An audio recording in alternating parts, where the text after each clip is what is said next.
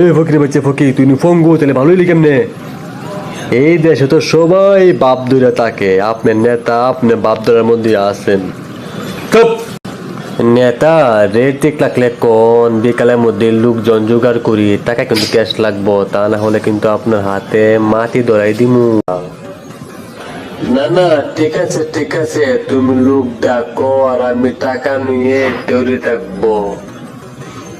কখন কোন জায়গায় যাইতেইব আগে হইয়া কোন? আগামীকাল সকালে রমনা চত্বরে। তুমি কি আমাকে বিশ্বাস করো না? আমি নেতা ইলিয়াস। আরে কেমনে কই, আপনাদের মতো নেতাদের বিশ্বাস নাই। ইলেকশনের আগে কোন এক কথা আর ইলেকশনের পরে কোন আরেক কথা। এবার বলো তোমার শিক্ষাগত যোগ্যতা কতটুকু?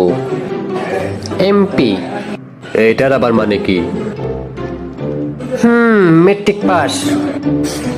আচ্ছা ঠিক আছে, তো এবার বলো চাকরির দরকার কেন তোমার? এমপি মানে আমরা পুরুষরা খুব অদ্ভুত। পুরুষরা কখনো সফল হতে চায় বাবা মায়ের জন্য, কখনো সফল হতে চায় প্রিয় মানুষটাকে পাওয়ার জন্য, একটা সময় কেটে মরে স্ত্রী ও সন্তানের জন্য, পরিবার প্রিয়জন। এই চান্ডমন্ডু কি রে, তোরা কি করিস? বাকিরা কই গেছে জানিস? আজকে কলেজের অনুষ্ঠান চলতেছে একটা হল রুমে, আর তোরা ওই রুমে আইসা বইসা বইসা উকিল মারতাছ। শালার ঘরে শালা হল, তোরা তো কোনো কামের না রে। তোরা গিয়ে দেখ 104 নম্বর রুমে তারা অনুষ্ঠান করতেছে, আর তোরা এদিকে আইসা উকিল মারতেছ না। তোরা তাড়াতাড়ি এখান থেকে বের হয়ে যা, আমি রুমের তালা মারবো। আব্বা রে সালাম দিয়া বলতুই, আব্বা আমারে 5,000 টাকা দেও, তাইলে আব্বার মনটা একটু খুশি হইব, কারণ আমি তো সালাম করবো, একটা রহমত বাড়বো।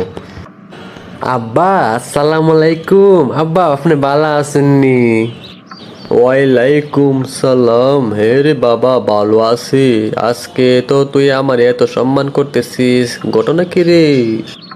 না আব্বা, আসলে আমি আমার বন্ধু বান্ধবের সাথে কক্সবাজারে যাইতাম আর কি। এখন আমার কাছে টাকা নাই, যদি আপনি একটু 5,000 টাকা দিতেন তাহলে আমার অনেক ভালো হইতো আগে আব্বা। বাবা তুই না গত মাসও গেলি, তো আবার যাই তুই কক্সবাজার? আচ্ছা আমি তোর মা রে কইতাছি তোরে 5,000 টাকা দিত, তুই তোর মার কাছে যা, বুঝছো?